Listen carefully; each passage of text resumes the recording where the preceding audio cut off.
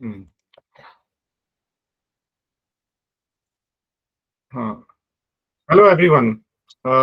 आज का officially webinar start करते हैं। प्लीज अपने आप को म्यूट कर देना। आज के वेबिनार की जो टॉपिक है कि नीट पीजी 2023 का जो एडमिशन जो काउंसलिंग होती है, जिसको हम काउंसलिंग बोलते हैं, एडमिशन प्रोसेस होते हैं, उसका पूरा एक्सप्लेनेशन रहेगा। सबसे पहला तो कितने टाइप के काउंसलिंग प्रोसेस होते हैं वो, उसके बाद ऑल इंडिया काउंसलिंग के रूल्स, ओपन स्टेट क्या है, महाराष्ट्र स्टेट काउंसलिंग के रूल, डॉक्यूमेंट्स क्या क्या लगने वाले हैं आपको, इम्पोर्टेंट कि क्या रैंक पे क्या मिलने वाला है एक्सपेक्टेड, मतलब वो भी। और आप लास्ट में क्वेश्चन आंसर, और काउंसलिंग कब स्टार्ट होगी उसके बारे में भी बताऊंगा। अ, पूरी कोशिश करूंगा कि मैं अच्छे से आपको समझा सकूं काउंसलिंग, जिसकी वजह से आपको काउंसलिंग करने में आसानी हो, आपका रिजल्ट अच्छा है, आपका रैंक अच्छा है, और अपना आपको अच्छी ब्रांच मिले। स्टार्ट करते हैं। देखिए, नीट पीजी का एग्जाम देने का सबसे इंपॉर्टेंट जो होता है रैंक लाना। रैंक लाने के बाद होता है उसको कैपिटलाइज करना। कैपिटलाइज करने की मीनिंग क्या होता है कि आप जब लास्ट ईयर का देखेंगे, आप कट ऑफ में आप लोगों को शेयर किया हूँ, बहुत सारे डिफरेंट वेबसाइट पे भी है आप लोगों के पास।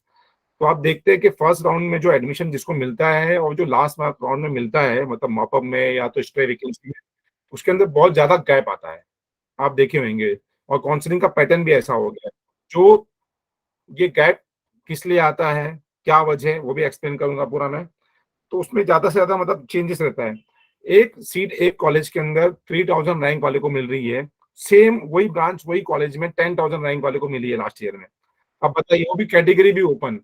तो अब जो 3000 वाले को मिली है, बीच में 4000, 5000, 6000, 7000 वाले को नहीं मिली, तो उन्होंने अपने रैंक को कैपिटलाइज नहीं किया और 10,000 वाले ने अच्छे से कर लिया।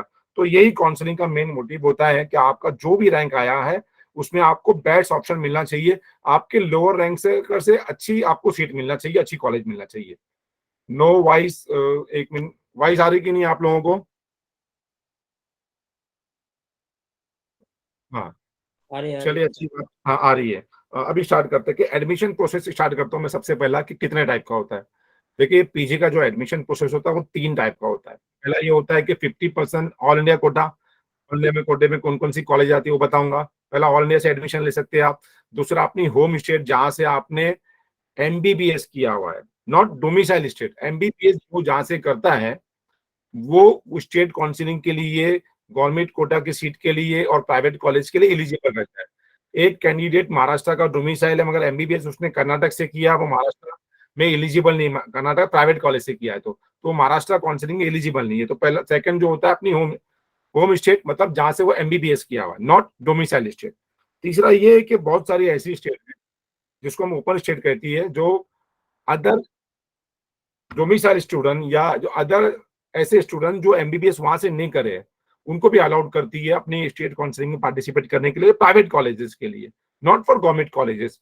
तो वहां पे जाकर आप एडमिशन ले सकते हैं अगर अपना रैंक इतना अच्छा नहीं है, तो जिसको हम ओपन स्टेट कहते हैं। तो ये एडमिशन जो आप लेंगे ना, ये आप प्रोसेस है, ऑल इंडिया, अपनी स्टेट काउंसिलिंग और ओपन स्टेट।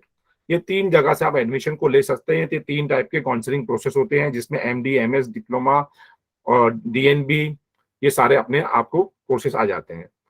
आता है सबसे पहला कि ऑल इंडिया काउंसलिंग पर वाला अपन फोकस करते हैं कि ऑल इंडिया काउंसलिंग के अंदर पहली बात तो कौन कौन सी कॉलेज, सबको पता है कि जितनी भी गवर्नमेंट कॉलेज होती है उसकी 50% जो सीट होती है वो ऑल इंडिया कोटे, ऑल इंडिया काउंसलिंग में जाती जाती है, जिसको हम बोलते हैं 50% एआईक्यू कोटा, जिसका रैंक आपको अलग से आएगा, मगर वो रैंक का की कोई यूज नहीं है, क्योंकि पहले वो रैंक का यूज होता था, उसमें जम्मू और कश्मीर के स्टूडेंट नहीं रहते थे साथ में। वो लोग अलग से अपनी स्टेट काउंसलिंग करते थे, वो लोग पार्टिसिपेट नहीं करते थे। ऑल इंडिया में भी अभी जम्मू कश्मीर भी आ गया है, तो एआईक्यू के रैंक में कोई डिफरेंस नहीं आने वाला है, सेम रहने वाला है, क्योंकि आपका जो रैंक आया वही सेम एआईक्यू रैंक आने वाला है, तो इसको हम ऑल इंडिया कोटा बोलते हैं। उसके अंदर सेंट्रल यूनिवर्सिटी जितनी है, जैसे एएमयू हो गया, बीएचयू हो गया, हाँ, और इसिक जो हॉस्पिटल है इंश्योरेंस के, वो सारे जो सेंट्रल यूनिवर्सिटी जिसको रन करती है, उसकी भी 50% जो सीटें रहेगी वो ऑल इंडिया कोटे में आ जाएगी उसकी।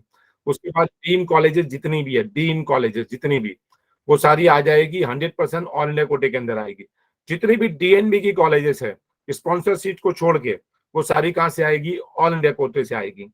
ये सारी काउंसलिंग जो है ना, जो जितने भी ये है, डीम हो गया, सेंट्रल यूनिवर्सिटी हो गया, स्टेट कोटा आईक्यू कोटा हो गया, और उसके बाद डीएनबी होगा, इसकी चॉइस फिलिंग जो आपको करना रहता है, और इसके लिए रजिस्ट्रेशन करना रहता है वो एक ही बार करना रहता है, एक ही बार करना रहता है और एक ही पोर्टल के अंदर आप एमडीएमएस भी डाल सकते हैं, डीएनबी भी डाल सकते हैं, डीम भी डाल सकते हैं अगर आपने डीम का सिक्योरिटी डिपॉजिट पे किया है तो ये सारे की आपकी चॉइस फिलिंग एक साथ ही करना रहता है, सारे की सिलेक्शन लिस्ट भी एक ही साथ आती है। पहले आप एमडीएमएस चूज कर सकते हैं, फिर डीएनबी कर सकते हैं, अगर बजट है तो डीम कर सकते हैं। इस तरीके आप चॉइस फिलिंग करेंगे। ये सब की काउंसलिंग जो होती है ऑल इंडिया काउंसलिंग से होती है, जिसमें कोई भी डोमिसाइल का रूल नहीं है।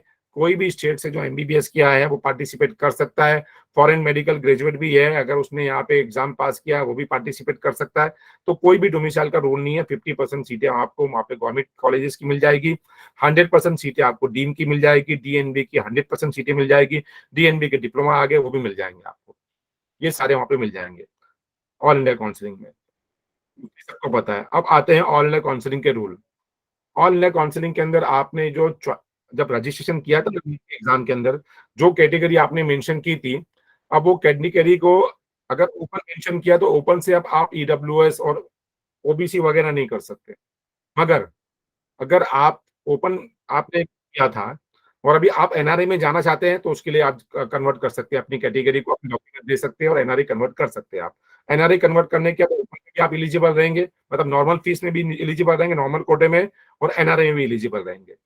मगर जो कैंडिडेट ओबीसी वगैरह डाला था और सेंटर का ओबीसी लगता है, ईडब्ल्यूएस सेंटर का लगता है, सेंटर के सर्टिफिकेट उसके पास नहीं है उसके पास, तो वो कैंडिडेट रजिस्ट्रेशन के टाइम उसे ऑप्शन आएगा और अपनी कैटेगरी को ओपन में कन्वर्ट कर सकता है।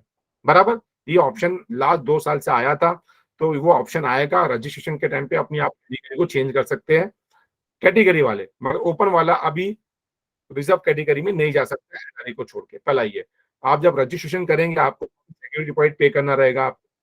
सिक्योरिटी डिपॉजिट जो रहेगा आपको वो रहेगा 25,000 जनरल वालों को रहेगा, जिसमें पूरी गवर्नमेंट कॉलेज और डीएनबी आ जाएगा।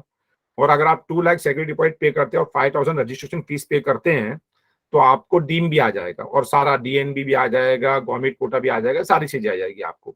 तो जिनको डीम में नहीं जाना है वो 25,000 अपना सिक्योरिटी डिपॉजिट पे कर सकते हैं, और जिसको डीम में भी जाना है वो 2 लाख पे कर सकते हैं सिक्योरिटी डिपॉजिट, और रजिस्ट्रेशन 5,000 फीस भरेंगे, सारा आ जाएगा। एक ही बार रजिस्ट्रेशन करना है आपको वहाँ पे। ऑल इंडिया काउंसलिंग इस तरीके आप रजिस्ट्रेशन करें। ऑल इंडिया काउंसलिंग के अंदर मोस्टली 4 राउंड होते हैं। पहला राउंड, दूसरा राउंड, सेकंड, उसके बाद मॉपअप राउंड और स्टे वैकेंसी राउंड। आप फर्स्ट राउंड में भी रजिस्ट्रेशन कर सकते हैं, अगर फर्स्ट राउंड में नहीं किया तो सेकंड में भी कर सकते हैं, सेकंड राउंड में आपने नहीं किया तो आप मॉपअप में भी कर सकते हैं। अगर मॉपअप के बाद स्टे वैकेंसी में और अगर स्पेशल स्टे वैकेंसी राउंड होता है उसमें आप रजिस्ट्रेशन नहीं कर सकते। तो मोटा मोटी आप 3 बार रजिस्ट्रेशन कर सकते हैं, पहला राउंड, सेकंड राउंड और मॉपअप राउंड में रजिस्ट्रेशन कर। अगर आपने पहले राउंड में रजिस्ट्रेशन किया हुआ है और आपको सेकंड राउंड में कोई जरूरत नहीं करने की रजिस्ट्रेशन, पहले राउंड में किया हुआ है आपको, तो सेकंड राउंड में आपको रजिस्ट्रेशन करने की जरूरत नहीं है। सेकंड राउंड में सिर्फ उसी को करना रहता है फर्स्ट राउंड में रजिस्ट्रेशन नहीं किया हुआ है, या उसको करना वो कर सकता है जिसने पहले राउंड में गवर्नमेंट कॉलेज लिया था अब डीम में जा रहा है, तो अपने को उसको रीसेट का एक ऑप्शन आता है, रीसेट करके अपनी, और वो फिर अपना 2 लाख रुपए से डीम का रजिस्ट्रेशन कर सकता है। ये आपको मैंने मोटा मोटी समझाया कि यहाँ पे first round, second round, mop up round और स्टे वैकेंसी राउंड, अगर उसके बाद भी सीट बचती है तो स्टे वैकेंसी राउंड होएगा। ये हो गया। हर राउंड में आपको चॉइस फिलिंग करना रहता है ऑल इंडिया काउंसलिंग में। हर राउंड में, पहले राउंड में भी आपको चॉइस फिलिंग करना रहता है, सेकंड राउंड में भी आपको चॉइस फिलिंग करना रहता है, मॉपअप राउंड में भी आपको चॉइस फिलिंग करना रहता है। उसके बाद स्टे वैकेंसी राउंड और स्पेशल राउंड में आपको कोई चॉइस फिलिंग नहीं करना रहेगा। आपने जो मॉपअप राउंड में चॉइस फिलिंग की है वो कैरी फॉरवर्ड होगी आपकी स्टे वैकेंसी राउंड के अंदर, याद रखना आप ये बात को अच्छी तरीके से। तो आपको सिर्फ दो, वहां पे 3 बार कर सकते हैं, फर्स्ट राउंड, सेकंड और मॉपअप राउंड के अंदर चॉइस फिलिंग। पहले राउंड में आपने चॉइस फिलिंग किया आपने, और उसके बाद आपको कोई सीट अलॉट हुई, आपने लिया नहीं लिया, एग्जिट होता है पहला राउंड। सेकंड राउंड के अंदर आपको वापिस से चॉइस फिलिंग करना है। फर्स्ट राउंड की choice filling null and void हो जाएगी आपको, सेकंड राउंड में कंपलसरी वापिस से चॉइस फिलिंग करना है आपको वहां पे। ये फर्स्ट राउंड का रूल, सेकंड राउंड का रूल, मॉकअप राउंड का रूल उसके ऊपर आते हैं जो मेन होता है। प्लीज एडमिट करते जाओ। देखिए पहला राउंड जो होता है ऑल इंडिया काउंसलिंग का वो फ्री एग्जिट होता है। पहला राउंड मतलब फ्री एग्जिट। फ्री एग्जिट का मैंने क्या होता है मालूम किया कि आपने पहले राउंड में चॉइस फिलिंग किया ऑल इंडिया काउंसलिंग के अंदर, आपने जो भी चॉइस फिलिंग किया, आपको कोई कॉलेज अलॉट होगी और वो कॉलेज जाके आपने नहीं लिया, एडमिशन जाके उसमें नहीं लिया, तो भी आपका कोई नुकसान नहीं होएगा, ना आपका सेग्रीगेटेड जाएगा। बराबर। और आपको सेकेंड राउंड के अंदर वापिस से चॉइस फिलिंग करना है, वापिस से आप चॉइस फिलिंग कर सकते हैं, आपका कोई भी नुकसान नहीं होएगा। बराबर, ना सिक्योरिटी डिपॉजिट जाएगा आपका, ना आप पॉलिसी से बाहर होगे, आपका कोई भी नुकसान नहीं होगा, इसलिए इसको बोलते हैं फ्री एग्जिट। बराबर, पहला राउंड फ्री एग्जिट होता है, जिसके अंदर आपको चॉइस फिलिंग करने के बाद अगर कोई सीट अलाउड होती है और नहीं लिया आपने, तो आपको कोई नुकसान नहीं, ना सिक्योरिटी, ना आप सेकंड राउंड से बाहर हुए आप। बराबर, सेकंड राउंड वापस से चॉइस फिलिंग करना है आपको। फर्स्ट राउंड में अगर आपको कोई सीट अलाउड हो गई और आपने जाके उस सीट को ले लिया, एक टेक्निकल पॉइंट बता रहा हूँ, फिर उसके बाद आप सेकंड राउंड में जब जाओगे तो वापिस से चॉइस करेंगे, क्योंकि फर्स्ट राउंड की चॉइस फिलिंग तो नल एंड हो जाएगी। और सेकंड राउंड में अगर आपका अपग्रेड नहीं हुआ, गौर से सुनिए प्लीज, फर्स्ट राउंड में आपने चॉइस फिलिंग किया था, आपको चॉइस फिलिंग पे सीट मिल गई, अच्छी लगी सीट, आपने जाके ले लिया, और उसके बाद सेकंड राउंड में चॉइस फिलिंग किया ऑफिस से, सेकंड राउंड में आपका अपग्रेड चॉइस फिलिंग करोगे, मानी सी बात है, और उसके बाद आपका अपग्रेड नहीं हुआ, आपका फर्स्ट राउंड में जो सीट लिया था ना आपने, उससे आप रिजाइन नहीं कर सकते। आप क्या कर नहीं कर सकते, रिजाइन नहीं कर सकते, आप याद रखो, ये रूल है। तो फर्स्ट राउंड में अगर अच्छी कोई सीट मिली तो जाके लेना, वरना फर्स्ट राउंड की सीट को छोड़ देना। समझे आप बात को, क्योंकि फर्स्ट राउंड में अगर आपने सीट अच्छी नहीं मिली और आप ले लिए और सेकंड राउंड में गए, सेकंड राउंड में आपको चॉइस फिलिंग किया अपग्रेड के लिए, नहीं मिला, अब रिजाइन करने जाओगे, रिजाइन नहीं कर सकते, आप सारी काउंसलिंग से आउट हो गए, स्टेट काउंसलिंग से आउट हो गए, ऑल इंडिया की फर्दर राउंड काउंसलिंग से आउट हो गए आप। तो फर्स्ट राउंड में सीट नहीं लिए तो फ्री एग्जिट, सीट लिए और सेकंड राउंड में अपग्रेड नहीं हुआ तो छोड़ नहीं सकते, बस इतना टेक्निकल पॉइंट समझ लो। अब आता है उसके बाद सेकंड राउंड। सेकंड राउंड का जो रूल बता रहा हूं मैं, क्या है मालूम, क्या कि ऑल इंडिया काउंसलिंग का जब सेकंड राउंड जो होता है ना, वो बहुत इंपॉर्टेंट रहता है। ऑल इंडिया काउंसलिंग का सेकंड राउंड फ्री एग्जिट वाला नहीं रहता है। ऑल इंडिया में आपको सेकंड राउंड में वापस से चॉइसिंग फिलिंग करना है, आप वापस से आपने चॉइस फिलिंग किया, चॉइस फिलिंग करने के बाद अगर आपको कोई सीट अलॉट हो गई और आपने जाके सीट अलाउड हुई, अलाउड होने से कुछ नहीं होता है, हाँ, अलाउड हो गई आपको सीट XYZ कुछ भी, या मेडिसिन की हो गई, सर्जरी की हो गई, जो भी कॉलेज में हुई, उसके बाद आपने जाके वहां पे एडमिशन नहीं लिया, एडमिशन नहीं लिया, तो आप है ना, सेकेंड राउंड में जो सेक्यूरिटी डिपॉजिट पे किया था ना आपने, वो आपका रिटर्न नहीं आएगा, मतलब आपका सेक्यूरिटी डिपॉजिट का लॉस हो गया। किसका लॉस हो गया? आपका सेक्यूरिटी डिपॉजिट का लॉस हो गया, मगर आप काउंसलिंग में बने रहोगे। आपका सिर्फ क्या होएगा, सेक्रेटरी डिपॉजिट का लॉस होएगा, आप काउंसलिंग में बने रहोगे, आप स्टेट काउंसलिंग के लिए भी एलिजिबल रहोगे और मॉप अप राउंड के भी एलिजिबल रहोगे। मॉप अप राउंड में फिर से रजिस्ट्रेशन करना है, बस इतना करना है आपको। तो सेकंड राउंड में अगर आपने सीट नहीं लिया लगने के बाद, और तो सेक्रेटरी डिपॉजिट का लॉस, और अगर जाके सीट ले लिया आपने सेकंड राउंड में लगने के बाद, तो आपका एडमिशन प्रोसेस खत्म हो गया, ना आप स्टेट काउंसलिंग के लिए एलिजिबल हो, ना फर्दर राउंड जो काउंसलिंग है उसके लिए एलिजिबल हो। बराबर, नहीं लिया तो सेक्रेटरी डिपॉजिट का लॉस, और लिया तो आपका एडमिशन प्रोसेस खत्म, ना आप स्टेट काउंसलिंग में एलिजिबल हो, ना फर्दर राउंड काउंसलिंग के लिए आप एलिजिबल हो। ये रूल बहुत ज्यादा, मतलब ऐसा है कि हार्श है, टॉप रैंक, क्योंकि टॉप रैंकर सेकंड राउंड में जाके ऑलरेडी सीट ले लेते हैं और उसके बाद ना स्टेट काउंसलिंग के लिए एलिजिबल रहते हैं और ना बाद में अच्छी सीट आती है उसके लिए एलिजिबल होते हैं। तो सेकंड राउंड में अगर अच्छी सीट मिले तो लेना, वरना आप या तो ऐसी चॉइस फिलिंग करना जो आपको 100% चाहिए, जो आपको मिले और आप ले लो, सेटिस्फाई हो। ऐसी कॉलेज मत डालना जिसको आपको लेंगे नहीं लेना है, नहीं लोगे तो सेक्रेटरी डिपॉजिट का लॉस हो जाएगा, जबरदस्ती आप एक सीट को भी ब्लॉक करेंगे। तो सोच समझ के आपको सेकंड राउंड की चॉइस को फिलिंग करना है। ये हो गया सेकंड राउंड के अंदर। सेकंड राउंड के बाद क्या होता है मालूम, क्या सेकंड राउंड जब खत्म हो चुका रहता है, उसके बाद क्या करती है एमसीसी, क्या करती है, जितने लोगों ने भी एडमिशन ले लिया है वो सारे ही लोगों की लिस्ट को प्रोवाइड करती है स्टेट गवर्नमेंट को। हर स्टेट गवर्नमेंट को प्रोवाइड करती है कि भाई ये लोग कैंडिडेट ने एडमिशन ले लिया है, और स्टेट गवर्नमेंट क्या करती है, अपनी काउंसलिंग से वो कैंडिडेट को निकाल देती है, यह याद रखो बात को। और उसके बाद फिर आता है मॉप अप राउंड। किसका मॉप अप राउंड आता है? ऑल इंडिया काउंसलिंग का। उसके बीच में क्या हो जाता है मालूम किया, बीच में ये होता है कि ऑल इंडिया काउंसलिंग का पहला राउंड होता है, उसके बाद स्टेट काउंसलिंग का राउंड होता है पहला, सारी स्टेट काउंसलिंग का। उसके बाद ऑल इंडिया काउंसलिंग का सेकंड राउंड होता है, उसके बाद सारी स्टेट काउंसलिंग का सेकंड राउंड होएगा। जब तक सारी स्टेट काउंसलिंग जितनी भी है सबका सेकंड राउंड नहीं हो जाएगा, ऑल इंडिया काउंसलिंग का मॉप अप राउंड स्टार्ट नहीं होगा। ये याद रखो ध्यान में बात। तो ऑल इंडिया काउंसलिंग का फर्स्ट राउंड हुआ, स्टेट काउंसलिंग का first round, all India counselling का सेकंड राउंड हुआ, उसके बाद ऑल इंडिया सेकंड राउंड में एमसीसी ने लिस्ट प्रोवाइड कर दी सारी सारी के भाई ये लोग एडमिशन ले लिए, उनको निकाल दो, उनको निकाल दिए। उसके बाद स्टेट काउंसलिंग का सेकंड राउंड, स्टेट काउंसलिंग का सेकंड राउंड हो गया, फिर स्टेट काउंसलिंग में सेकंड राउंड में जिन लोगों ने एडमिशन ले लिया वो लिस्ट प्रोवाइड करेगी सारी स्टेट काउंसलिंग वाले एमसीसी को कि भाई ये लोगों ने स्टेट में एडमिशन ले लिया, एमसीसी उनको निकाल देगी सब लोगों को, और उसके बाद आपका मॉप अप राउंड का रजिस्ट्रेशन स्टार्ट होएगा। तो ये काउंसलिंग को आप समझ लो, इस तरीके से ही काउंसलिंग होती है। अब मॉप अप राउंड में कौन बचा? जिसको कोई भी सीट हाथ में नहीं है, ना स्टेट काउंसलिंग में सेकंड राउंड में सीट हाथ में है उसको, ना उसके बाद ऑल इंडिया काउंसलिंग में सीट हाथ है। या तो सीट उसने लिया था स्टेट काउंसलिंग में सेकंड राउंड में और एडमिशन नहीं लिया उसने, या तो सेकंड राउंड में ऑल इंडिया काउंसलिंग में सीट मिली थी, उसने एडमिशन नहीं लिया। तो मोटा मोटी जिसके हाथ में सीट नहीं है, मतलब जिसने एडमिशन जाके लिया नहीं है, वो मॉप राउंड के लिए, ऑल इंडिया काउंसलिंग के लिए एलिजिबल है। और उसके बाद उसको चॉइस फिलिंग करना है मॉप अप राउंड के अंदर ऑल इंडिया काउंसलिंग की, और उसके बाद वही सेम जो चॉइस फिलिंग रहेगी वो कैरी फॉरवर्ड रहेगी स्ट्रेट वैकेंसी राउंड के लिए।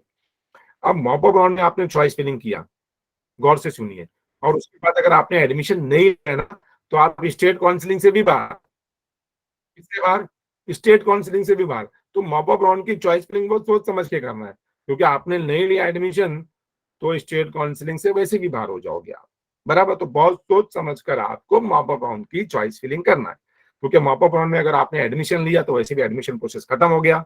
उसके बाद अगर कोई सीट बचती है तो स्टे वैकेंसी होगा, उसमें एलिजिबल नहीं होगे। और नहीं भी लिया आपने तो भी स्टे वैकेंसी राउंड में ऑल इंडिया के एलिजिबल नहीं है आप, क्योंकि नया रजिस्ट्रेशन नहीं कर सकते हैं। और आप स्टेट काउंसलिंग के लिए भी एलिजिबल नहीं, क्योंकि स्टेट काउंसलिंग वाला, तो ऑल इंडिया काउंसलिंग के अंदर मॉप अप राउंड के अंदर जब चॉइस फिलिंग करना है, बहुत सोच समझ कर आप लोगों को करना है। इस तरीके से ऑल इंडिया काउंसलिंग के रूल्स होते हैं, जिसको मैंने शॉर्ट में समझाया। First round free exit, second round admission लिया तो एडमिशन प्रोसेस खत्म, एडमिशन नहीं लिया तो सेक्रेटरी डिपॉजिट का लॉस। उसके बाद फिर स्टेट का सेकंड राउंड, स्टेट के सेकंड राउंड में अगर आपने समझो एडमिशन ले लिया तो एडमिशन प्रोसेस खत्म हो गया आपका। स्टेट काउंसलिंग के बाद आप वापस से मॉपअप के अंदर ऑल इंडिया में नहीं जा सकते अगर एडमिशन ले लिया है आपने। याद रखिए, इस तरीके से ये राउंड चलते हैं अपने किधर पे, ऑल इंडिया काउंसलिंग के 4 राउंड होते हैं। फर्स्ट राउंड में रजिस्ट्रेशन कर सकते हैं, सेकंड में भी कर सकते हैं, मॉपअप में भी कर सकते हैं। फर्स्ट राउंड में चॉइस फिलिंग, सेकंड राउंड में चॉइस फिलिंग, मॉपअप राउंड में चॉइस फिलिंग। ये आपने समझ लिया, ये हो गया अपना ऑल इंडिया काउंसलिंग का शॉर्ट में। अब आते हैं महाराष्ट्र स्टेट काउंसलिंग, और दूसरा भी बताता हूँ आप लोगों को। सेम जो रूल है ना ऑल इंडिया काउंसलिंग का, वही same rule Maharashtra state counselling का। सिर्फ एक चेंजेस है महाराष्ट्र स्टेट काउंसलिंग के अंदर, कि महाराष्ट्र स्टेट काउंसलिंग में आप सेकंड राउंड में रजिस्ट्रेशन नहीं कर सकते। क्या नहीं कर सकते आप? सेकंड राउंड में नहीं कर सकते आप। महाराष्ट्र स्टेट काउंसलिंग का रूल अच्छे से समझ लीजिए आप। महाराष्ट्र स्टेट काउंसलिंग में पहला सिक्योरिटी डिपॉजिट नहीं रहता था, सिर्फ लास्ट ईयर से आया हुआ है security deposit. Maharashtra state counselling में सिर्फ आपको एक बार चॉइस फिलिंग करना रहता था, और वो सेम चॉइस फिलिंग आपकी कैरी फॉरवर्ड होती थी लास्ट राउंड तक। आपका हमेशा अपग्रेड होते रहता था, बराबर। एक राउंड में, फर्स्ट राउंड में सीट मिली, आप एडमिशन लिया, रिटेंशन नहीं भरा, आपका वापस से अपग्रेड हो जाएगा। सेकंड राउंड में भी आपने सीट अलाउड हुई, आपने रिटेंशन नहीं भरा, फिर अपग्रेड हो जाएगा। ऐसा करके खत्म हो गया है। महाराष्ट्र स्टेट में भी काउंसलिंग के अंदर आपको क्या करना है, जहाँ पे रजिस्ट्रेशन करोगे, महाराष्ट्र का रजिस्ट्रेशन अलग से होता है। महाराष्ट्र स्टेट काउंसलिंग में आप जब रजिस्ट्रेशन करने जाओगे, आपने ऑल इंडिया काउंसलिंग में कोई भी कैटेगरी डाली थी, चाहे आपने ओबीसी डाला, ईडब्ल्यूएस डाला, या आपने ओपन डाला, उससे कोई मतलब नहीं है। महाराष्ट्र स्टेट में आपको फिर से कैटेगरी अपनी चॉइस करना है, चूज करना है आपको। आप वहां पे ओपन डाले ऑल इंडिया में, यहाँ पे तुम ओबीसी डाल सकते हो, वहां ओबीसी डाले हो, यहाँ पे ओपन डाल सकते हो, बराबर। तो आपको रजिस्ट्रेशन करना रहेगा यहाँ पे। रजिस्ट्रेशन करने के टाइम यहाँ पे आपको वापिस सिक्योरिटी डिपॉजिट पे करना है। सिक्योरिटी डिपॉजिट यहाँ पर 1 लाख रुपया अगर पे करेंगे तो प्राइवेट कॉलेज भी आती है उसके अंदर, जिसको सेमी गवर्नमेंट भी बोलते हैं, याद रखो। प्राइवेट बोले तो सेमी गवर्नमेंट भी, अगर 1 लाख भरोगे तो ही मिलेगा एडमिशन, वरना सेमी गवर्नमेंट में भी नहीं मिलेगा। और 25,000 भरोगे अगर आप कैटेगरी वाले नहीं है, ओपन कैंडिडेट है, तो सिर्फ गवर्नमेंट कॉलेज में आप एडमिशन ले सकते हो, चॉइस फिलिंग कर सकते हैं। तो 1 लाख भरोगे तो प्राइवेट में भी और गवर्नमेंट कॉलेज के अंदर भी, और सिर्फ 25,000 भरे। और ये अगर आप 1 लाख के लिए जाते हो, आप कैटेगरी वालों भी हो, तो आपको 1 लाख ही भरना है। सिर्फ गवर्नमेंट के लिए जाओगे तो कैटेगरी वालों हो तो 12,500 भरना है आपको। 12,500 मतलब 12,500 रुपये आपको भरना है यहाँ पे रजिस्ट्रेशन के टाइम पे। यहाँ पे सिर्फ रजिस्ट्रेशन कब होता है? फर्स्ट राउंड में होएगा और मॉप अप राउंड में होएगा। 20 सेकेंड राउंड में रजिस्ट्रेशन नहीं होएगा। सेकेंड राउंड में अगर आपने प्राइवेट कॉलेज नहीं डाला है तो आप सेकेंड राउंड में चेंज नहीं कर सकते प्राइवेट कॉलेज, याद रखना, क्योंकि रजिस्ट्रेशन का मौका ही नहीं रहेगा आपको।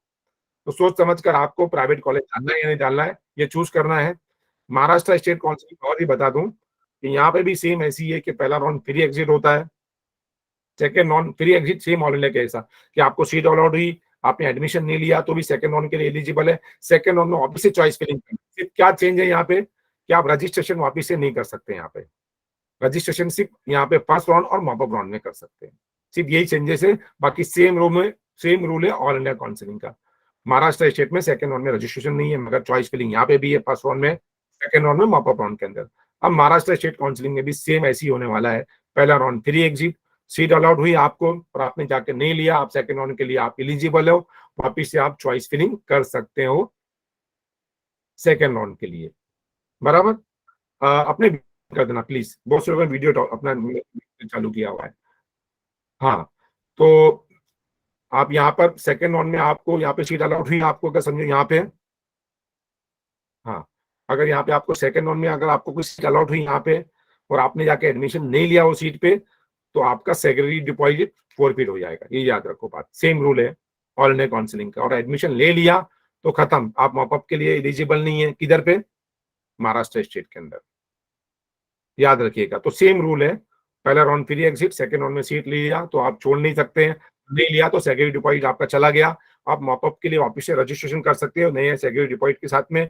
आप मॉपअप के बाद में जो चॉइस फिलिंग करेंगे वापस से, एक फर्स्ट टाइम चॉइस फिलिंग किए, सेकंड टाइम किए, मॉपअप में किए, उसके बाद यहाँ पर जो स्टे वैकेंसी राउंड होता है उसमें आप चॉइस फिलिंग नहीं कर सकते। यहाँ पे प्राइवेट कॉलेज का सिर्फ 3 राउंड होता है, फर्स्ट राउंड, सेकंड राउंड और मॉपअप राउंड। उसके बाद प्राइवेट कॉलेज की जितनी बचती है वो सरेंडर हो जाती है प्राइवेट कॉलेज में, और वहां पे जाके अप्लाई करना पड़ता है, उसको हम बोलते हैं इंस्टीट्यूशनल राउंड। याद रखो क्या बोलते हैं हम उसको, इंस्टीट्यूशनल राउंड बोलते हैं हम उसको। उसके बारे में अलग से एक वीडियो बना के बताऊंगा मैं आप लोगों को। तो सेम यहाँ पे महाराष्ट्र काउंसिलिंग का रूल है, मगर ये है कि आप महाराष्ट्र काउंसिलिंग में सेकंड राउंड में ले लेंगे, आप आगे की काउंसिलिंग के लिए एलिजिबल नहीं। महाराष्ट्र स्टेट काउंसिलिंग में 20% इन सर्विस कोटा आ गया है, याद रखो 20% इन सर्विस कोटा आ गया है। तो आपको महाराष्ट्र स्टेट काउंसिलिंग में लास्ट टाइम पे कोटे की वजह से बहुत ज्यादा पैनिक हो गया था, टॉपर्स ने जाके क्या किया, पैसे ले लिया और महाराष्ट्र स्टेट काउंसिलिंग में ज्यादा शिफ्ट आया, बराबर। जिसको मेरे बारे में, मैं जिसको अच्छी तरह जानता था मैं ये चीज को, तो आपको ये सोच समझकर यहाँ पे काउंसिलिंग में पार्टिसिपेट करना है कि महाराष्ट्र स्टेट काउंसिलिंग में कोटा भी आ गया। सीट मैट्रिक्स को देखना है, सीट मैट्रिक्स हर राउंड में रिलीज होती है, और कब रिलीज होती है, चॉइस फिलिंग से पहले कभी सीट मैट्रिक्स रिलीज नहीं होती है। सीटें बढ़ती है हर साल, लास्ट टाइम 1500 सीट बढ़ी थी, ये सब बढ़ सकती है सीटें। तो ये सारी चीजें काउंसिलिंग में इम्पैक्ट करती है। अब आ गया आपका रैंक, आपने देखा कि भाई हम लोग को तो ना ऑल इंडिया काउंसिलिंग में मिल रहा है ना महाराष्ट्र स्टेट काउंसिलिंग में मिल रहा है, तो मैं क्या करूंगा, आप ओपन स्टेट में जा सकते हो। आप ओपन स्टेट कौन कौन सी सबसे फेमस होगी, कर्नाटक की बात हो गई, आंध्रा जिसकी बहुत ही कम फीस है, 9 लाख रुपए फीस है वहां पे, उसके बाद तेलंगाना, उसके बाद एक यूपी भी आती है। यूपी ऐसी स्टेट है जिसमें बहुत सारी प्राइवेट कॉलेज है, और वहां पे प्राइवेट कॉलेज वालों के लिए ओपन है सबके लिए, मतलब स्टेट गवर्नमेंट वालों का भी कोई रिजर्वेशन नहीं है, वरना हर जितने भी स्टेट काउंसिलिंग है उसमें प्राइवेट कॉलेजेस के लिए जो स्टेट से एमबीबीएस किया उसके लिए रिजर्वेशन होता है बहुत सारी सीटों का। जैसे कर्नाटक में 80% उनके लिए रिजर्वेशन है, भाई ऐसा यूपी में नहीं है। तो यूपी के अंदर भी एक बहुत बड़ा ऑप्शन रहता है आप लोगों को।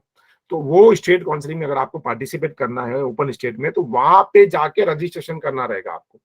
ऐसा नहीं है कि आपने ऑल इंडिया में कर दिया तो हो गया, वहां पे जाके रजिस्ट्रेशन करना है। वहां सेकेंडरी डिपॉजिट का रूल है तो सेकेंडरी डिपॉजिट का रूल को फॉलो करना है, वहां पे भी जाके चॉइस फिलिंग करना है। हर स्टेट काउंसिलिंग का अपना अपना रूल है, अलग से रूल है। कर्नाटक का ऐसा रूल है कि फर्स्ट राउंड में आपको वहां पे जब रजिस्ट्रेशन करेंगे तो डॉक्यूमेंट वेरिफिकेशन कराने जाने का है, डॉक्यूमेंट वेरिफिकेशन कराने के आने का है, फर्स्ट राउंड की चॉइस फिलिंग करना है वहां पे। फर्स्ट राउंड की चॉइस फिलिंग करने के बाद ऑप्शन आता है आपको कि आपको लेना है नहीं लेना है, फ्री एग्जिट होता है वहां पे। और उसके बाद सेकंड राउंड में अगर आपको जाना है तो डॉक्यूमेंट वहां पे जमा करना है, वहां पे जमा करोगे तो ही आप वहां पे चॉइस फिलिंग कर सकते हैं कर्नाटक के अंदर। तो हर एक स्टेट काउंसिलिंग का अलग अलग रूल्स है, रेगुलेशंस हैं, बराबर। वो रूल्स और रेगुलेशन को देख के आपको काउंसिलिंग में पार्टिसिपेट कर सकते हैं।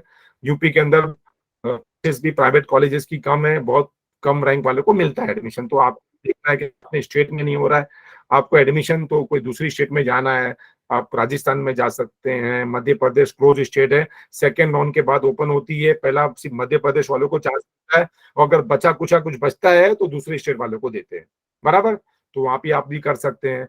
ऐसा करके आप ऐसी अदर स्टेट में जाके पार्टिसिपेट कर सकते हैं, बहुत सारी ओपन स्टेट में जिसमें आप जाके पार्टिसिपेट कर सकते हैं कट ऑफ देखने के बाद। अब हमने ये दो चीज तो हमने समझ लिया कि पहला हमने समझ लिया कितने टाइप से होते हैं, दूसरा ये काउंसलिंग का रूल्स बता दिया मैंने आपको महाराष्ट्र और ऑल इंडिया, और हर काउंसलिंग का रूल्स अलग होता है। स्टेट काउंसलिंग का वो भी मैं आपको एक्सप्लेन कर दूंगा, कर्नाटक जो मोस्ट फेमस है उसका कर दूंगा, और एक यूपी का कर दूंगा। यूपी दोनों का अलग अलग रूल है, कर्नाटक का यूपी का। उसके बाद हो गया ओपन। अब इंपॉर्टेंट डॉक्यूमेंट्स की बात आती है। इंपॉर्टेंट डॉक्यूमेंट्स में माइग्रेशन सर्टिफिकेट अभी नहीं लगता है आपको।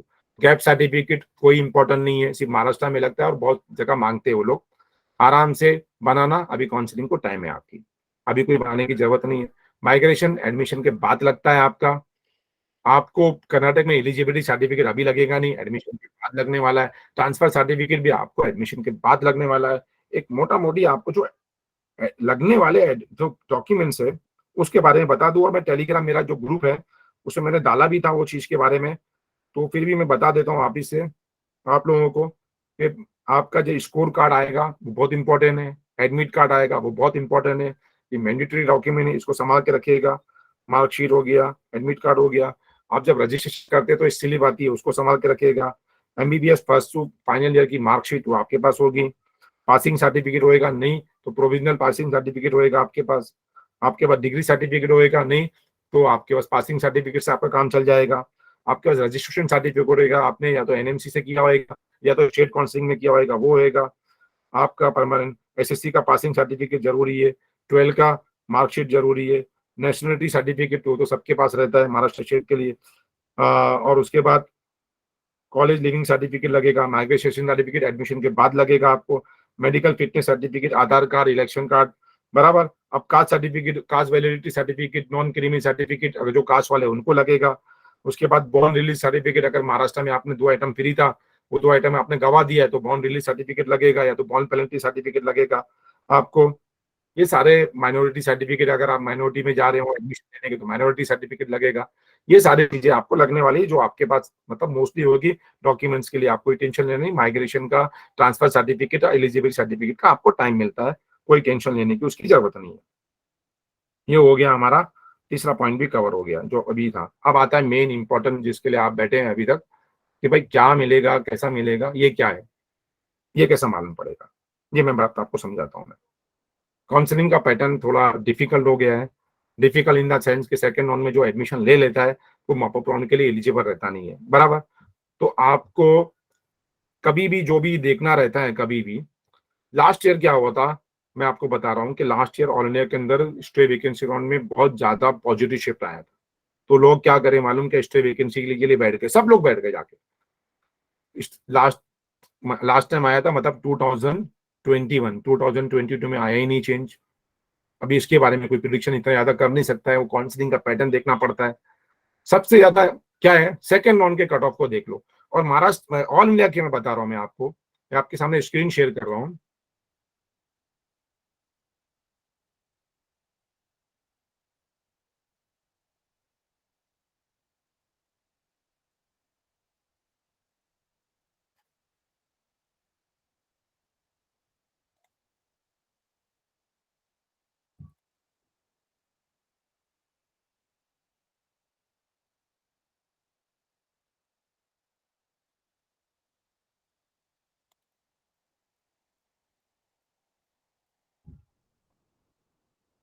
हाँ, ये मैं डाल भी चुका हूँ आपको। तो आप यहाँ पे मॉपअप के अंदर जो कट ऑफ गया है ऑल इंडिया काउंसिलिंग का, उसको जो मिल रहा था आपको मॉपअप के अंदर, बराबर, जो मिला है वो पक्का मिलेगा, मैं गारंटी से बोलता हूँ। ये साल भी आपको मॉपअप का, स्टे वैकेंसी का मत देखना, ऑल इंडिया काउंसिलिंग का मॉपअप का देखना, तो इससे आपको आइडिया आ जाएगा। अब कौन सा कॉलेज मिलेगा, तो आप जाके वो सर्च कर सकते हैं कि कौन सा कॉलेज मिला था, कौन से राउंड में मिला था, क्या कट ऑफ गया था, वो आप जाके चेक कर सकते हैं। बहुत सारे लोगों ने यहाँ पे डाला हुआ है, आप उसमें देख सकते हैं कि लास्ट जो क्या मिला था, कॉलेज वाइज भी आपको लिस्ट को चेक कर सकते हैं आप जाके।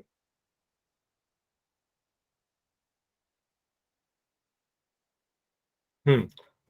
ऑल इंडिया काउंसिलिंग में सेकेंड राउंड में जो कॉलेज जिसको मिला है मॉपअप के अंदर, सॉरी मॉपअप के अंदर ऑल इंडिया काउंसिलिंग की बात कर रहा हूँ, 99.9% मिलेगा। आप देख लो, आपको आपको एक आइडिया आ जाएगा। अभी बता रहा हूँ, सीटें बढ़ती हैं। मॉपअप का देखना, इसलिए वैकेंसी नहीं देखना, क्योंकि ऑनलाइन काउंसलिंग के अंदर लास्ट टाइम पे कोई ज्यादा पॉजिटिव शिफ्ट नहीं आया था। सबको मालूम था कि भाई मॉपअप के लिए रुको, मॉपअप के लिए रुको, सब रुक गए थे मॉपअप के लिए। कहीं कहीं मैं सर देखा अभी हूँ। आपने जो फाइल दिखाई उसमें मॉपअप का देखना है या वो डीम्ड कॉलेजेस का भी कट ऑफ का आपने भेजा उसमें भी देख सकते हैं। देखो डीम का आप सेकंड राउंड का देखिएगा। हाँ, क्योंकि डीम का ब्रांच वाइज रहता है, डीम का कॉलेज वाइज भी रहता है। मैं ऑल इंडिया की बात कर रहा हूँ, ऑल इंडिया और डीएनबी आप मॉपअप का कंसीडर कर सकते हो। ऑल इंडिया का आप मॉपअप का कंसीडर कर सकते हैं, जो कॉलेज मिला था मॉपअप के अंदर उसको कंसीडर कर सकते हो ऑल इंडिया के अंदर, बराबर। महाराष्ट्र स्टेट की बात कर रहा हूं मैं, महाराष्ट्र स्टेट के अंदर आप सेकेंड राउंड का ही कंसीडर करना, मॉपअप का कंसीडर करना ही नहीं मत। अभी ही बता रहा हूँ, जो सेकेंड राउंड में जो कॉलेज मिला था जिसको, जो उसके चांसेस है प्रोबेबली मिलने के, क्योंकि महाराष्ट्र स्टेट में कैसा हो गया है कि इन सर्विस कोटा आया था last time, in service candidate कम थे। जिन लोगों ने काउंसलिंग में पार्टिसिपेट किया होगा उनको पता है कि इन सर्विसेज कैंडिडेट ही नहीं थे जितनी सीटें थी, तो वो इन सर्विस कैंडिडेट कम होकर सीट कूपन में आ गई थी। ये टाइम पे इन सर्विस कैंडिडेट पूरे रहेंगे, जितनी सीटें रहेगी तो वो भी सीट रिवर्ट नहीं आएगी, बराबर। सीटें थोड़ी बढ़ती है तो इसका इंपैक्ट पड़ेगा। हाँ, एसएमएल नंबर में पॉजिटिव शिफ्ट रहेगा, क्योंकि महाराष्ट्र स्टेट काउंसलिंग के अंदर आपका एडमिशन जो होता है एसएमएल नंबर पे होता है। वो एसएमएल नंबर कब आएगा? रजिस्ट्रेशन करने के बाद आएगा, उससे पहले नहीं आएगा। तो एसएमएल नंबर को चेक करना आपको इंपॉर्टेंट है, और कैटेगरी वाले को कैटेगरी रैंक चेक करना बहुत इंपॉर्टेंट है। वो सारी चीजें आती है रजिस्ट्रेशन करने के बाद। तो जो एसएमएल पे मिला था आपको सेकंड राउंड में, महाराष्ट्र स्टेट का मॉपअप राउंड का चेक मत करना प्लीज, अभी बता रहा हूं। तो सेफर साइड में आप सेकंड राउंड का चेक करो, ऑल इंडिया का मॉपअप का चेक करो, और बाकी स्टेट काउंसलिंग का भी देखो। आपको कट ऑफ अवेलेबल है हर जगह, तो उससे आइडिया आ जाएगा आपको क्या मिल रहा है क्या नहीं मिल रहा है, ये आइडिया आपको आ जाएगा। स्ट्रे वैकेंसी का मत देखना, ऑल इंडिया का मॉपअप का देखना, और महाराष्ट्र स्टेट का सेकंड राउंड का देखना। इससे आपको एक आइडिया आ जाएगा कि काउंसलिंग में क्या मिलने वाला है। सर ऑल इंडिया डीम्ड का कितना देख सकते हैं second round? All India deemed का मॉपअप का भी देख सकते हो, बराबर। ऑल इंडिया काउंसलिंग का मॉपअप का भी देख सकते हो, ऑल इंडिया काउंसलिंग का मॉपअप का देख सकते हो, डीम डीएनबी का भी देख सकते हो। मैं गारंटी से बोल रहा हूँ कि ये टाइम पे मिलेगा आप लोगों को, जो अगर मॉपअप का देखेंगे। स्टे वैकेंसी का मत देखना। अब तो ये हमने एक शॉर्ट में आप लोगों को इतना पैनिक होने की जरूरत नहीं है, स्टेप बाय स्टेप अभी। हाँ, अब काउंसलिंग कब चालू होगी वो भी बता दूं आप लोगों को मैं। देखिए, आप लोगों को सबको पता है कि 11/8 तक इंटर्नशिप कंप्लीशन का टाइम है। मैंने अभी बात किया एक बहुत जब ये केस चल रहा था, जब भी मेरी बात हुई थी, तो उन्होंने बताया था कि मोस्टली सेकेंड राउंड के बाद ही हम कैंडिडेट को ज्वाइन करने देंगे, उससे पहले कोई ज्वाइन नहीं करता है कॉलेज, बराबर। तो उनका ये कहना है कि सेकेंड राउंड जो है वो 11/8 के बाद डिक्लेयर करेंगे हम। किसका? ऑल इंडिया काउंसलिंग का। किसका? सेकेंड राउंड 11/8 के बाद, के भाई एडमिशन जिसका हो गया वो जाके ज्वाइन कर ले, पहले राउंड में ज्वाइन ना करे वो। तो आपकी ये काउंसलिंग जो होने वाली है जून में या लास्ट वीक या तो जुलाई में, मतलब आराम से पहला राउंड आपका जुलाई में चला गया, सेकेंड राउंड कभी आया है आपका? अगस्त में आया, फर्स्ट वीक के अंदर रिजल्ट आया, 11/8 के बाद आपको ज्वाइनिंग करने दिया कि आदमी कैंडिडेट अपनी इंटर्नशिप का सर्टिफिकेट ले लिया और जाके वहां पे ज्वाइनिंग कर दिया। समझे आपने मेरी बात को? ये काउंसलिंग कब होने वाली है? प्रोसेस चालू करेंगे आहिस्ता आहिस्ता लेके, और जुलाई के अंदर ये काउंसलिंग चालू करेंगे वो लोग मोस्टली। उससे पहले ये काउंसलिंग आपको चालू नहीं कर सकते हैं, क्योंकि टेक्निकली वो काउंसलिंग 11/8 के बाद ही वो कैंडिडेट जाके वहां पे कॉलेज में इंटर्नशिप का दिया हुआ है। तो आपके पास आराम से बहुत ज्यादा टाइम है, रिसर्च कर सकते हो, पैनिक होने की कोई जरूरत नहीं है। कॉलेज वगैरह फीडबैक देख सकते हो। अभी बता रहा हूँ, डीएनबी लेने से पहले देख लेना, क्योंकि डीएनबी लेते तो है बहुत सारे लोग, बाद में छोड़ते हैं, फोन करते हैं। आप लोगों को मेन इंपॉर्टेंट क्या रहता है कि कॉलेज का रिव्यूज देख लेना, आराम से टाइम है आपको, डीएनबी भी देख लेना कि कहाँ का अच्छा है। सिर्फ डीएनबी लेना नहीं इंपॉर्टेंट होता है, डीएनबी अच्छा इंस्टीट्यूट लेना इंपॉर्टेंट होता है। अगर आप सर्जिकल ब्रांच में जा रहे हो तो कॉर्पोरेट हॉस्पिटल में मत जाना, जहाँ पे कटिंग वगैरह है वो जाना। आप गवर्नमेंट कॉलेजेस के अंदर भी देख लेना, बहुत ज्यादा हेक्टिक है, बहुत जगह पे काम नहीं है। प्राइवेट कॉलेजेस में भी देख लेना कि कहाँ पे अच्छे से पूरा रहता है। वो सारी चीजें को आपके पास अच्छा खासा टाइम है जिसको आप अच्छे से देख सकते हैं। तो ये मैंने आपको एक छोटा छोटा काउंसलिंग का पूरा समझा दिया, मैंने काउंसलिंग सबका ये बता दिया। अभी आपके डाउट जो है ना वो क्वेश्चन आंसर से पूछेगा। अगर मैं सबको अनम्यूट करके पूछने लगेंगे तो प्रॉब्लम हो जाएगा। आप लिख के मुझको क्वेश्चन आंसर से पूछ सकते हैं कि किसी के कोई डाउट्स है, पूछना है, कुछ समझ में नहीं आया है, क्या नहीं है, आप पूछ सकते हैं। सर, आपने स्टेट राउंड का आपके बताया है कि सेकेंड राउंड में अगर हम लोग ने सेमी प्राइवेट गवर्नमेंट वगैरह सब भरते हैं तो 1 लाख रुपीज डिपॉजिट भरना पड़ता है, सिक्योरिटी हाँ डिपॉजिट, हाँ हाँ करेक्ट? अगर हाँ हम लोग वो अगर सेकेंड राउंड में अगर हम लोग नहीं लेते हैं तो हमको हाँ मॉपअप तक जाना है, तो वो 1 लाख रुपीज भी सब ये हो जाएगा? हाँ। महाराष्ट्र में क्या हुआ अभी आपको बता रहा हूँ। अगर आपने सिक्योरिटी डिपॉजिट 1 लाख भरा और हाँ उसके बाद अगर आपको गवर्नमेंट कॉलेज भी अलाउड हुआ ना, गवर्नमेंट कॉलेज भी सेकंड राउंड में, हाँ और आपने नहीं हाँ लिया ना, तो आपका 1 लाख रुपए फोरफिट कर देंगे वो लोग। लेकिन मॉपअप हाँ, में एंट्री मिलेगा। मैं ऑप पे एंट्री मिलेगा आपको, नया रजिस्ट्रेशन करना पड़ेगा, ऑफिस से 1 लाख भरना पड़ेगा, प्राइवेट के लिए जाना है तो। हाँ, ओके ओके ओके। और ऑल इंडिया में ऐसा नहीं होता है। अगर आपने डीम के लिए 2 लाख भरा है और गवर्नमेंट कॉलेज नहीं मिला है तो आपको सिर्फ गवर्नमेंट कॉलेज मिला था और आपने छोड़ा तो आपको गवर्नमेंट कॉलेज का सिक्योरिटी पॉइंट कर करके पैसे रिटर्न आएंगे। मतलब महाराष्ट्र ऐसा नहीं है, रखना बात को। आपके 2 लाख रुपए 1 लाख पूरे चले जाएंगे। महाराष्ट्र में कितनी, एक एक लेता हूँ पॉइंट्स, मेन ऐसा ही पूछिए आप, अच्छा रहेगा।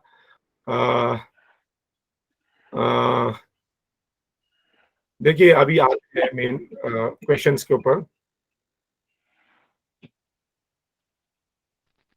सर पीडब्ल्यूडी कैंडिडेट का कैसा रहेगा? हाँ, पीडब्ल्यूडी कैंडिडेट के बारे में क्या पूछ रहे हैं आप, बताइए। कि पीडब्ल्यूडी सर्टिफिकेट जो बनाना है, हाँ हाँ तो नोटिफिकेशन वगैरह कब रिलीज होगी और हाँ, कहाँ पे अच्छा चेक करना है कि अच्छा कौन क्वेश्चन से डेट को आना है महाराष्ट्र में? बिल्कुल अच्छा क्वेश्चन है, मैं बता दूं। देखिए पीडब्ल्यूडी सर्टिफिकेट बनाने के लिए आपको एमसीसी का अलग होएगा, महाराष्ट्र स्टेट का अलग रहता है। यहाँ पे एमसीसी में आपको सबसे पहले जो नोटिफिकेशन आएगा वो आएगा कि जिसने भी पीडब्ल्यूडी अपनी कैटेगरी सेलेक्ट किया था वो अपना सर्टिफिकेट बना ले। सर्टिफिकेट की कॉलेजेस की लिस्ट आएगी। महाराष्ट्र में सिर्फ 2 कॉलेज से बना सकते हैं, एक जेजे हॉस्पिटल है और दिल्ली अपना नागपुर का एम्स, यहाँ से 2 जगह से बना सकते हैं आप।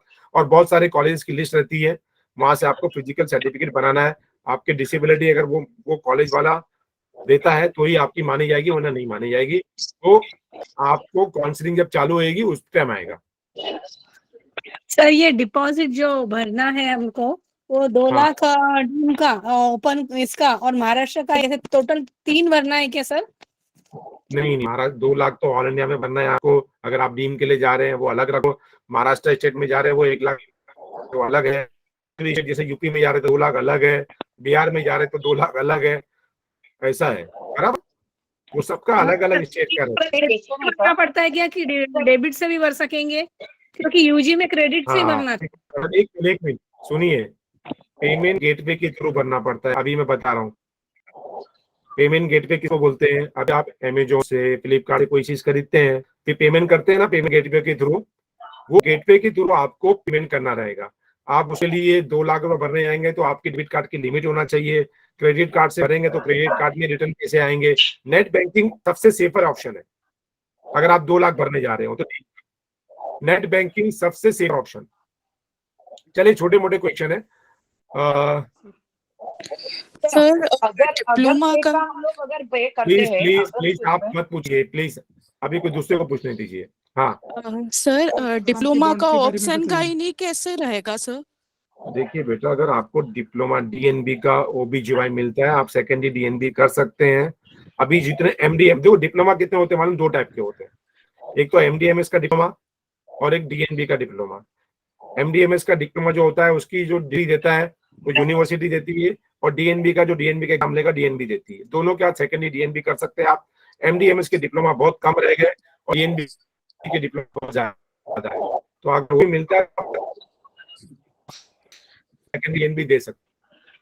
सर डीएनबी का काउंसलिंग साइड बाय साइड अगर शुरू होता है आसाम के तो बॉन्ड के बारे में बताइए ना। मतलब साइड बाई साइड ही रहना है। सर एक साथ में डीएनबी चालू होता है ऑल इंडिया के साथ में, एमडीएमएस के साथ में डीएनबी आपको चॉइस फिलिंग में निकालना है। सर तो फिर मॉपअप के लिए अगर वे करेंगे कि अच्छा एमडी मिलेगा शायद मेडिसिन वगैरह ऐसे ब्रांच का, और तब तक डीएनबी अच्छे डीएनबी हाथ से चले जाएंगे, ऐसा तो मतलब नहीं बेटा काउंसलिंग का मैं आप लोगों को एक छोटा बताता हूँ। काउंसलिंग जो step by step round wise करता है वो सक्सेसफुल रहता है, राउंड वाइज बराबर। हाँ सर। आज आप क्या काउंसलिंग को समझो, पहले राउंड के बाद काउंसलिंग का एक पैटर्न मालूम पड़ता है कि ये काउंसलिंग कहाँ जा रही है, लास्ट ईयर में कितने में क्लोज हुआ था, इतने में क्लोज कितना हुआ, कितने सीटी बढ़ी है, बहुत सारी चीजें इम्पेक्ट करती है। उसके बाद आप डिसीजन ले सकते हैं कि मॉपअप तक रुकना है कि नहीं रुकना है। लास्ट ईयर में ओके बता रहा हूँ ऑल इंडिया के अंदर सब लोग मॉपअप के लिए रुके, मॉपअप के अंदर ज्यादा पॉजिटिव शिफ्ट नहीं आया था। Okay sir. डिसीजन इंपॉर्टेंट आपको फर्स्ट राउंड के बाद रहेगा। हाँ okay sir thank you sir. Clear कर दीजिए सर सर। सेकेंड राउंड की जो सीट रहती है वो हमको अपग्रेड नहीं कर सकते क्या? We have to give it नहीं अप नहीं, and then only we can go in mop up क्या? हाँ गिव इट अप मतलब सेकंड राउंड में सीट अलाउड हुई, अगर आपने नहीं लिया तो सेकंड डिपॉजिट आपका लॉस हो गया। और आपने क्या किया, किसी को रोक भी दिया बेचारे को लेने से, लोअर गलत किया आपने। तो क्या करे आपने, सेकंड राउंड में अगर एडमिशन लिया तो एडमिशन प्रोसेस खत्म। तो सेकंड राउंड की चॉइस फिलिंग सोच समझ के डालो, जो चाहिए वो 100% वही डालो। अच्छा, मतलब अपग्रेड नहीं कर सकते कि मैंने लिया और फिर मैं मॉप अप में नहीं नहीं कर जा सकते, नहीं नहीं जा सकती? हैंड थैंक यू हाथ सर। में रख के सीट ऑन हैंड आप मॉपअप में सर पार्टिसिपेट नहीं कर सकते। हाँ आसाम के बॉन्ड के सर बारे में बता माइनॉरिटी दीजिए सर। कॉलेजेस के बारे में थोड़ा बताइए। देखिए माइनॉरिटी कॉलेज के बारे में बता रहा हूँ। डीम जो कॉलेज है उसमें 3 माइनॉरिटी कॉलेज है, 2 मुस्लिम माइनॉरिटी, एक हमदर्द है, एक यानोकोवा है, और एक एसपी के संबंधी ये जैन माइनॉरिटी है। इसके लिए आप रजिस्ट्रेशन करेंगे आपको, तो आपको माइनॉरिटी कोटा चूज करने के लिए बोलेगा, आपको चूज करना रहेगा यस, तो ही आपको सीट मिलेगी, वरना नहीं मिलेगी आपको। बराबर। सर एक बार आसाम के इंटर्नशिप बॉन्ड्स वाला के बारे में बता स्टेट दीजिए सर। एफएमजी वाला, क्या बोले आपने? एफएमजी स्टेट वाला में कौन से internship माइनॉरिटी कॉलेज है? स्टेट के हर स्टेट में, तेलंगाना में 4 माइनॉरिटी है, कर्नाटक में 4 माइनॉरिटी कॉलेज है, महाराष्ट्र स्टेट में 1 माइनॉरिटी कॉलेज है, ऐसे ही करके केरला में भी है, यूपी में भी 4 कॉलेजेस है। आपको सारी स्टेट की काउंसलिंग में मालूम पड़ जाएगा कि कितने कितने माइनॉरिटी कॉलेज है। सर कॉलेज का लिस्ट फीस वाइज और टाइपो वाइज प्लीज एक बार अपलोड कर दीजिए ना सर प्लीज। देखो, मैं आप लोगों को जितने भी टेलीग्राम में रहेंगे आप लोग, ऐसा नहीं है, मैं आपको स्टेट काउंसलिंग की फीस दे दूंगा पूरी, महाराष्ट्र स्टेट की पूरी, ऑल इंडिया की पूरी जितनी भी है, बाकी कर्नाटक की पूरी, तेलंगाना की पूरी, आंध्रा की पूरी, यूपी की पूरी, बिहार की पूरी, ये सारी जितनी भी है, डीएनबी की तो 1,25,000 सब होती है, ये सब दे दूंगा आप लोगों को। हाँ, और सर उसके साथ प्लीज स्टाइफन का भी डाल दीजिए ना। स्टाइपेंड का मैं एक बताऊं आप लोगों को, स्टाइपेंड चेक करना इतना आसान है गवर्नमेंट कॉलेजेस का। आपको क्या करना है, मैं अभी डेमो भी देके बता सकता हूँ आप लोगों को। आप लोगों को एमसीसी की साइट पे जाना है, बराबर। एमसी की साइट पे जाके डेमो दूं क्या, स्टाइपेंड कैसे चेक करते हैं, सब कैसे चेक करते हैं? हाँ सर प्लीज। एक मिनट दे देता हूँ, ये देखो मैं भी स्क्रीन शेयर कर रहा हूँ।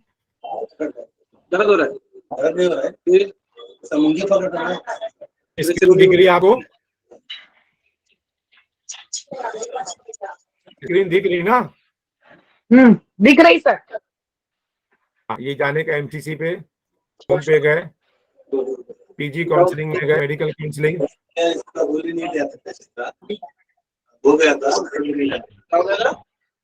पार्टिसिपिंग इंस्टीट्यूट में गए, स्टाइपेंड इंस्टीट्यूट करे आपने, जो भी आपको चाहिए, all India accept India university भाई इंस्टीट्यूट, अपना कौन सी माइक बंद कर दूसरा आदमी। जो चाहिए आपको, कौन सा अभी देखना है? अभी आप समझो जीएस का देखने में, जीएस को क्लिक करें, सबमिट किए,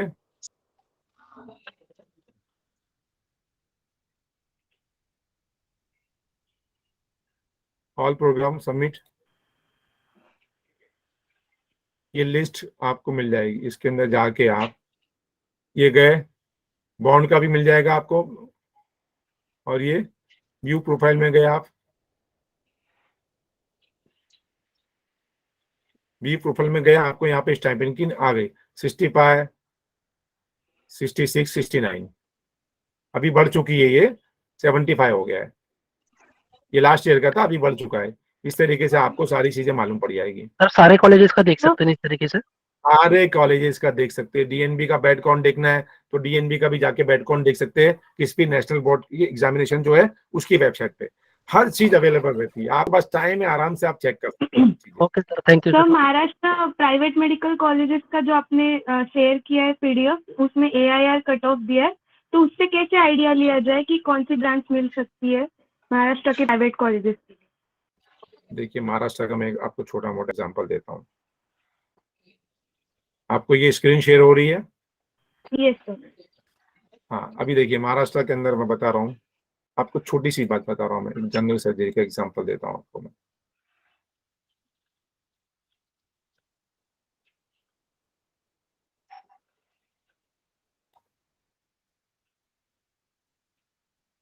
कैटेगरी ओपन, चलिए ओपन का ही देता है एग्जाम्पल।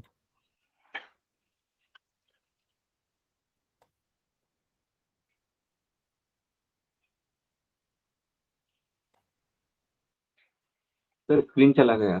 हाँ नहीं आया होगा आप, हाँ है। अब उसके बाद आप देखें ओपन के अंदर यहाँ पे है कट ऑफ जो गया है वो गया है 19,000। कितना गया? 19,000। कौन से राउंड में? स्ट्रे वैकेंसी राउंड में। फर्स्ट राउंड में कितने में गया था? 6,193 क्लोज हुआ था और 19,000 तक गया था, बराबर। तो ये ऐसा था कि महाराष्ट्र स्टेट में पहले राउंड में बहुत सारी कॉलेजेस नहीं थी, 500 सीटें 350 से यानी नियर अबाउट 300 या 400 सीटें थी नहीं पहले राउंड में कॉलेजेस की। तो उसके अंदर पहला राउंड बहुत पैनिक का गया था। तो महाराष्ट्र का जो कट ऑफ में चेंजेस दिख रहा है ना आपको, ये इसलिए दिख रहा है कि सब लोग पैनिक में जाके एडमिशन जाके ऑल इंडिया में ले लिए थे। तो ये महाराष्ट्र में आपको शिफ्ट देखने मिला इतना ज्यादा। इसलिए मैं बोलता हूँ महाराष्ट्र का आप सेकंड राउंड को ही कंसिडर करना, बस मॉपअप का मत कंसिडर। हाँ सर, प्राइवेट के लिए जो आपने भेजा है ना, उसमें जो AIR रैंक है उसके हिसाब से नहीं देना चाहिए ना फिर अभी? नहीं, सेकंड राउंड का देख सकते हैं आप ना, प्राइवेट का भी। हाँ हाँ ठीक। हेलो सर, क्या हम फर्स्ट राउंड EWS कैटेगरी के लिए कितना शिफ्ट होगा बता सकते हो लास्ट ईयर के अकॉर्डिंग? किसका किसका? EWS category sir. देखो बेटा, EWS कैटेगरी अभी इतना ज्यादा शिफ्ट नहीं होएगा। तो मालूम कि EWS सब बढ़ाने लग गए। आपको EWS जो कैटेगरी स्टूडेंट रहते हैं वो ओपन में भी ले सकते हैं और कैटेगरी में भी ले सकते हैं। 10% का एक्स्ट्रा बेनिफिट है आपका बस। और अगर सीट कितनी बढ़ती है डिपेंड करता है।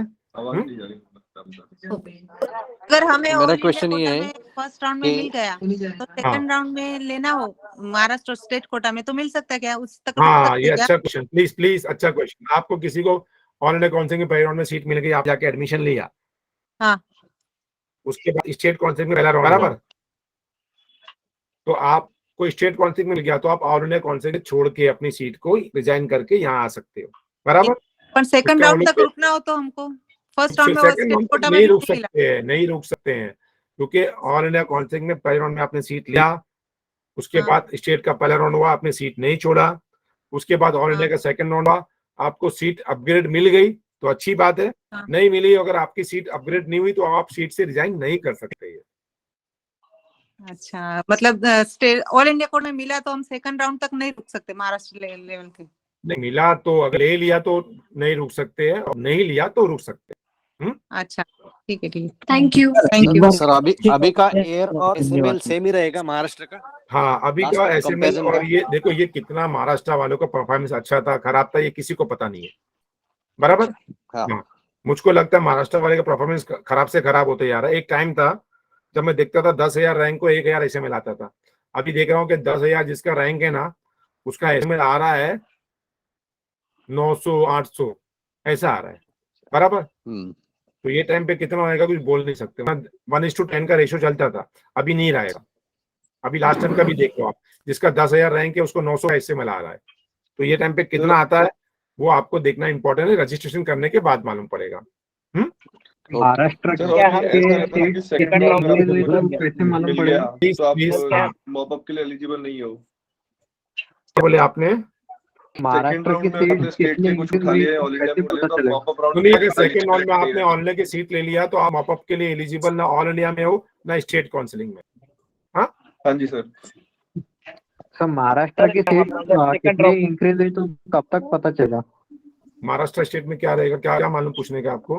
महाराष्ट्र की सीट कितनी तक बड़ी कब तक पता चलेगा? वो आहिस्ते आहिस्ते पता चलेगा, अभी तो इनको मालूम है। देखो एग्जाम में लोगों ने जल्दी लिया, सबको पता है, काउंसलिंग लेट होने वाली सबको पता है। कौन भी आराम आराम से सीट करेगी। सर क्या हम सेकंड राउंड में एडमिशन लेने के बाद hands on exposure for the surgical branches? देखिए सर्जिकल ब्रांच में अगर आप जा रहे हैं, मैं अभी भी बता रहा हूँ, मैं आपको कॉलेज की इंफॉर्मेशन अच्छी रहना चाहिए। अब एक कॉलेज है JJ मुंबई में है, कितना टॉप का कॉलेज है, कितना अच्छा कॉलेज है। हाँ जी सर। ऑप्शनल अच्छा है क्या? सबको पता नहीं है? नहीं है, बिल्कुल नहीं है। तो आपको सर्जिकल जब आप जान रहे हो तो आप थोड़ा देख लेना चाहिए कौन सी कॉलेज में कौन सी ब्रांच अच्छी है। Okay okay. Thank you. एक बार इंटर्नशिप वाला सर तो गाइडेड हाँ, इंटर्नशिप बॉन्ड का बता देता हूँ, इंटर्नशिप के बारे में बता देता हूँ। इंटर्नशिप 11/8/2023 तक जितने भी जिसकी भी इंटर्नशिप कंप्लीट होने वाले सब एलिजिबल है, सबने एग्जाम दिया है, सब काउंसलिंग में पार्टिसिपेट कर सकते हैं। टेक्निकली ये ज्वाइनिंग जो रहेगी वो 11/8 के बाद रहेगी और ये लोग 11/8 के बाद ही सेकंड राउंड के ज्वाइनिंग रखने वाले हैं। सर अभी एनसी लगने वाला है क्या? हाँ, ये अच्छा क्वेश्चन है। एनएमसी लास्ट ईयर भी सब बोल रहे थे, मैं बोला नहीं आएगा। एनएमसी अभी भी मुश्किल है क्योंकि ये मैटर कोर्ट केस में है। एनएमसी का मुझको लगता है मुश्किल है। सर जो ओबीसी में हो, माइनॉरिटी में दोनों में हो, ओबीसी और माइनॉरिटी दोनों में भी है, तो उनको दोनों सर्टिफिकेट अलग अलग लगेगा क्या?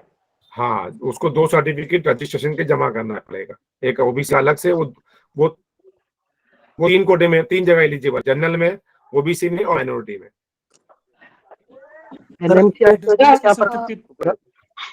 देखो एनएमसी आता क्या, लास्ट टाइम भी बहुत बहस हुई थी, मैंने इसमें बोला था पैसे जितने भी देखो कि बहुत मुश्किल है आना।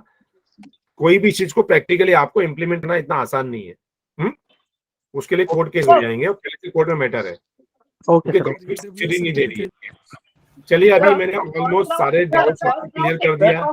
सर आपने जो लिस्ट डाली है ग्रुप पे, उसमें महाराष्ट्र का लिस्ट में सर आपने जो डाला है उसमें इन सर्विस कोटा भी इंक्लूडेड है क्या? नहीं, इन सर्विस कोटा में तो क्या बोलना, जिस 20% सीट है सिस्टर, क्या टेंशन ले रहे हो बेटा। हाँ सॉरी, मतलब सर अगर मिल जाता है। Sir please tell about in service quota please. In service quota देखिए, जो भी रूरल सर्विस 3 साल का रहा है महाराष्ट्र के अंदर, जिसको जाके डायरेक्टर तो हेल्थ का सर्टिफिकेट, इन सर्विस का सर्टिफिकेट लेना पड़ता है, वो सर्टिफिकेट लिया है, वो इन सर्विस में एलिजिबल है, वो इन सर्विस के अंदर यहाँ पे पार्टिसिपेट कर सकता है। रजिस्ट्रेशन के टाइम पे अपनी कैटेगरी इन सर्विस डालना रहेगा उसको, बस। सर अगर ऑल इंडिया में फर्स्ट सेकंड राउंड हमारा नंबर लगे तो स्टेट से हम बाहर नहीं, नंबर लगने से बाहर नहीं होते। मैं कितना समझाया, नंबर लगने के बाद एडमिशन लेने से बाहर होते, सिर्फ नंबर लगने से बाहर नहीं होते। सर ये एक्सेल शीट आप शेयर कर सकते हो क्या? सर आपने शेयर किया था वो आप ग्रुप पे भेज सकते हो एक्सेल शीट? प्लीज कुछ तो मेरे 5 मेंबर्स को रहने दो, वो बहुत मेहनत से बनती है। महाराष्ट्र स्टेट की एक्सेल शीट बहुत मेहनत से बनती है। ओके। सर अगर सेकंड राउंड में एडमिशन ले लिया, हेलो सर, अगर सेकंड राउंड में नंबर लगा और एडमिशन नहीं लिया तो मॉपअप के लिए एलिजिबल है क्या? हाँ है, अगर एडमिशन नहीं लिया एलिजिबल हो। हाँ, महाराष्ट्र के लिए ना, महाराष्ट्र के लिए भी, ऑल इंडिया के लिए भी सेम। स्टेट और ऑल इंडिया दोनों। Hello sir. लेकिन अगर अदर स्टेट के लिए हम लोग को अगर पेपर साइड करना हो और अगर फर्स्ट सेकंड ये जो लेवल जो है अपना first round second round participate नहीं करना हो और डायरेक्ट मॉपअप में करना हो तो कर सकते हैं। देखिए, बहुत सारी स्टेट मॉपअप में रजिस्ट्रेशन अलाउड करती है, बहुत सारी नहीं करती है। आपको पूरा मालूम होना चाहिए इसके बारे में पहले कि कौन कौन सी स्टेट करती है, कौन सी स्टेट नहीं करती। अभी तेलंगाना होना गया, हमारे महाराष्ट्र का क्या है? महाराष्ट्र मॉपअप में रजिस्ट्रेशन कर सकते हैं। चलिए, ऑल द बेस्ट। महाराष्ट्र में सर एफएमजी कहाँ कहाँ एलिजिबल होते हैं? सर आपने जो महाराष्ट्र सर अगर महाराष्ट्र के सेकंड राउंड में एफएमजी कहाँ कहाँ अवेलेबल आया एलिजिबल तो होते हैं? सिक्योरिटी डिपॉजिट वापस मिल सकता है एफएमजी क्या? हर ओपन स्टेट जितनी है वहाँ पे एलिजिबल है। सर अगर चॉइस नॉट अवेलेबल आया तो सिक्योरिटी डिपॉजिट वापस मिलता है क्या सेकंड हाँ, राउंड तक? मिलता है ना भाई, क्यों नहीं मिलेगा? जब चॉइस नॉट अवेलेबल है तो सिक्योरिटी डिपॉजिट वापस मिल जाएगा। चलिए, अभी आप रिपीट क्वेश्चन पूछ रहे हैं। निकालने की जरूरत है क्या सर? Hello sir. कुछ नहीं, मैं एक एफिडेविट का फॉर्मेट डालूंगा ग्रुप में टेलीग्राम पे, उसको देख के सेम कॉपी करके बनाना। ठीक। सर्टिफिकेट का फॉर्मेट डालूंगा, सेम कॉपी करके बनाना। ठीक है, okay sir. Sir second list MCC की वेबसाइट पे मिल जाएगा सर? इसकी सेकंड राउंड की, सेकंड राउंड की हर राउंड की लिस्ट आपको एमसीसी की वेबसाइट पे मिल जाएगी। Okay sir. सर यदि हम कोई सीट मैनेजमेंट से उठाते हैं तो बॉन्ड एप्लीकेबल होगा क्या सर, कोई भी स्टेट का? देखिए, आप अगर मैनेजमेंट कोटे में सीट ले रहे हैं तो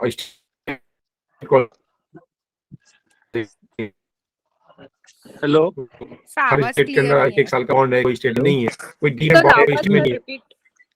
देखिए, डिपेंड करता है। रिपीट प्लीज, आवाज नहीं आ रहा है। हेलो कोई स्टेट, मैं इसके बारे में टेलीग्राम पे आंसर दे दूंगा। हेलो सर, क्या हमें डीएनबी के कॉलेजेस और उनके क्लोजिंग रैंक की लिस्ट मिल सकती है? मैंने देखिए डीएनबी कॉलेजेस और क्लोजिंग रैंक लिस्ट